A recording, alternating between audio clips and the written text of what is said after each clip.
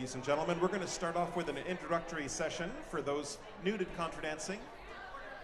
And I'd like to invite everybody to participate because this is a great way to welcome in the new folks and model how to do this.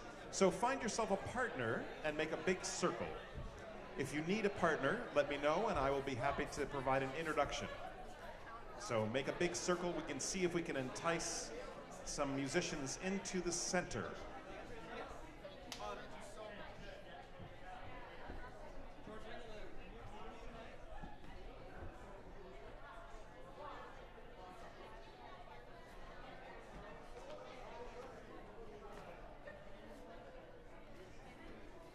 Well, welcome everybody. This is a very nice semicircle, but let's make it all the way around, please.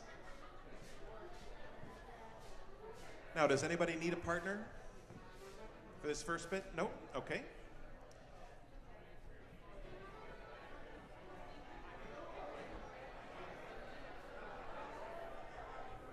All right. Well, ladies and gentlemen, how many folks here have been dancing for a while? Please raise your hand. Those experienced dancers, raise your hands. All right. All the beginning dancers, look around at these folks who have their hands in the air, and I hope that you'll ask them to dance. Experienced dancers, hand in the air again, please, just for a moment, so they can identify you. The best way to learn how to dance, of course, is to dance with somebody that already knows how to do it. But there is something that you want to know about it, and that is that the band is transmitting a secret message when they play. It's embedded into the music. It's subliminal. And the message that the band is providing you with, the band hopes, is buy our music. So buy those CDs. As dancers, what you really hear is you don't need your thumbs in order to dance, because all you need are your fingers for those 8-count phrases. Okay? So we're going to do Music 101 here. The band is going to play a tune, and we're going to clap on the first beat of every 8 counts. Because in the dance, every 8 counts, you'll be doing, most of the time, you'll be doing something different. So if you can hear that phrase of music, you'll be in good shape. So the band gets coordinated by playing 4 beats. They're going to go bump, bump, bump, bump, and then we'll clap. So let's practice that. Get your hands ready. Bump, bump, bump, bump. Not bad at all. Let's try it one more time. Bump, bump, bump, bump. 2, 3, 4, 5, 6, 7, 8. I think you got it. All right.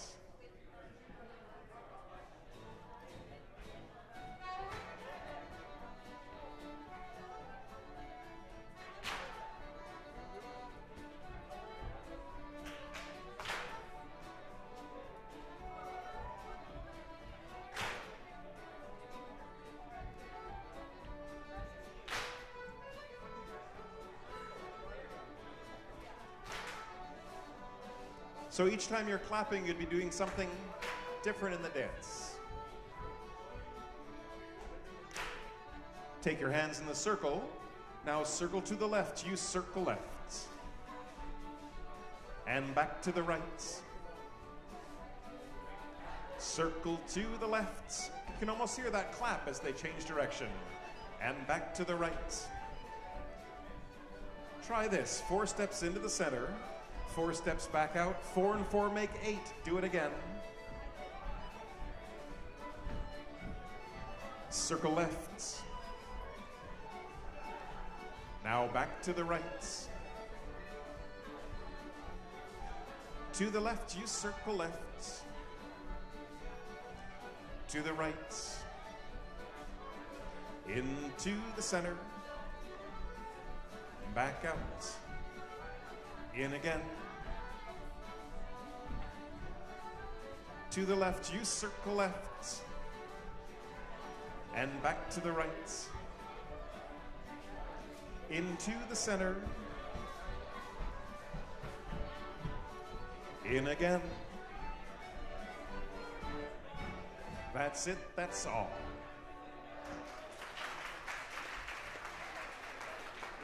Now, I'm very pleased to report that that's really all you need to know to have a great time tonight. There are a couple of things that make it a little bit easier, and one of them is how to hold on to people. So you'll notice that when we were circling, you're all holding on to each other in a big circle. I'd like to take a closer look at how holding on in contra dance land works. So let's see. Ellen has just volunteered, and she and I are going to do a little role play. And so Ellen is going to take the role of the experienced dancer, and I'm going to take the role of the beginning dancer. Now the caller says, circle to the right. So hearing those words, Ellen takes off to the right with determination and vigor. All right, let's try that again. Circle to the right. Now, I think what's going through the Zen mind, beginner mind is this. The caller just said something that sounds suspiciously like blah, blah, blah, blah. And then this person who has my hand takes off to the right with determination and vigor. And so in an effort to cooperate, I give her my hand as much as possible. And then finally, when I get to the end of my arm, the rest of me comes along with a big pull. Now, the thing is, as an experienced dancer, I know that Ellen doesn't want just my hand to go with her. She wants all of me to go with her. So to facilitate this, we set up a little tension between the two of us. Now, we don't achieve this state of tension by calling each other names or discussing politics or anything like that. Instead, the person on the bottom pushes up, the person on the top pushes down. This is called giving weight, this connection. It's like a resistance. So now when Ellen takes off to the right, we both move together, okay? So what I'd like you to do is take hands in the circle once again. And I'd like you to return to your state of innocence. Make your arms really loose. Now, the technical term for really loose arms is spaghetti arms. So circle to the left with spaghetti arms. It's kind of a lonely, starchy existence. Please stop. I don't even like to watch. Now, bend your elbows. And what that does is it shortens the circle a little bit. It also makes it easy to give weight. So move back and forth. People on the top pushing on the down, people on the bottom pushing up. And just feel that resistance on either side. Excellent. Now, using this weight, circle to the left. So you're drawing the person in your right hand along with you. Person in your left hand is drawing you back. Circle to the right. You're switching. Now the person on the left, you're drawing them along. Now, if we were on the West Coast, we could say that you could feel the energy in the circle, but here we are in New England, so it's just good dancing. Okay? So, if you don't know what the figures are, if you don't know what's happening, but you know how to give weight, it's great because people can lead you around. However, if you don't know how to give weight, what happens is just your hand has a good time, okay? So, what I'd like you to do is when you're dancing, just feel that resistance. It's a very useful tool. So now you know how to dance with the music because you know the rule of 8, and you know how to dance with each other because you know how to give weight. The third thing you're going to need to know how to do is swing, because you'll be spending between 25 and 50% of the time swinging somebody. So to get started, what I'd like you to do is this. Take 2 hands with your partner. Now give weight with your partner, and you're going to circle to the left. But hold on for just a moment before you do. Look at the human foot here. You'll notice the human foot has a pointy end on one end and a stubby end on the other. If you point the pointy end in the direction you wish to travel, you have millions of years of evolution on your side. So I highly recommend pointing your toes in the direction. So, circle to the left with your partner. You're holding each other up. Now, great. Okay, and stop. Take ballroom position with your partner. I have some volunteers here who are going to show you what the ballroom position look like. All right. First of all, you'll notice that they're both smiling at each other. That's a good thing. All right. The next thing is you'll notice is the gentleman's right hand is on the woman's left shoulder blade. Okay?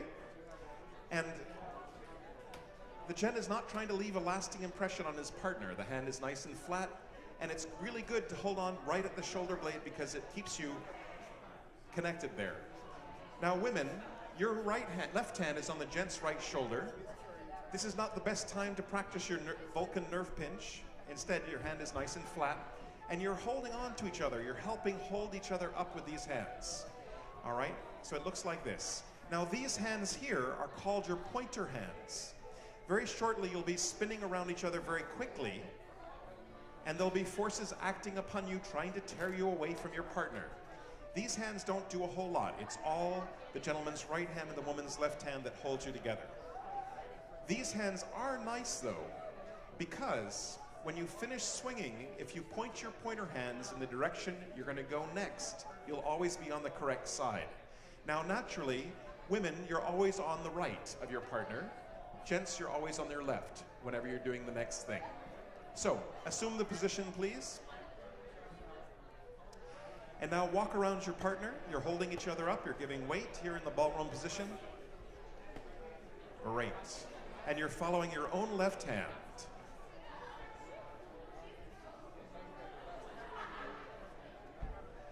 All right. Very good. So, what I'd like you to do is take your partner into the center, please. Bring your partner into the center. Come on in closer. Come on. There we go. Excellent. Come on. I want you to get used to what it's going to be like in about 15 minutes here, okay? So what happens at a dance is this. The music will be playing, you'll be having a great time dancing, and then the music's going to stop. That's a signal that that particular dance is over, okay? So what I like to do is acknowledge my partner. So I'll turn toward my partner and I'll say something like, "Thank you very much." Why don't you all try that right now? And now, it's live music, so I highly recommend acknowledging the band in some fashion. So you turn toward the band.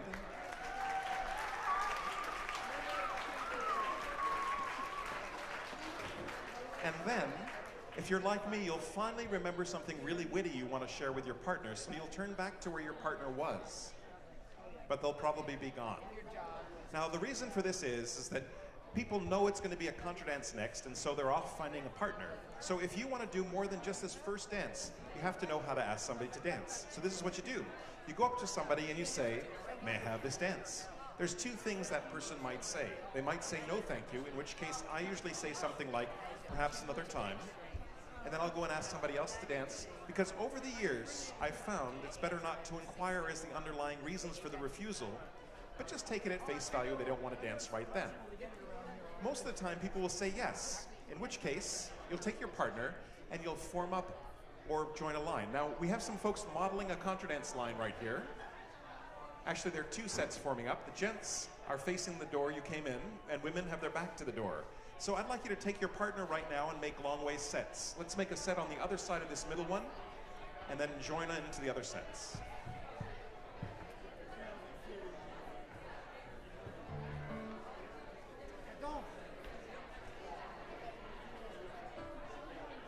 All right.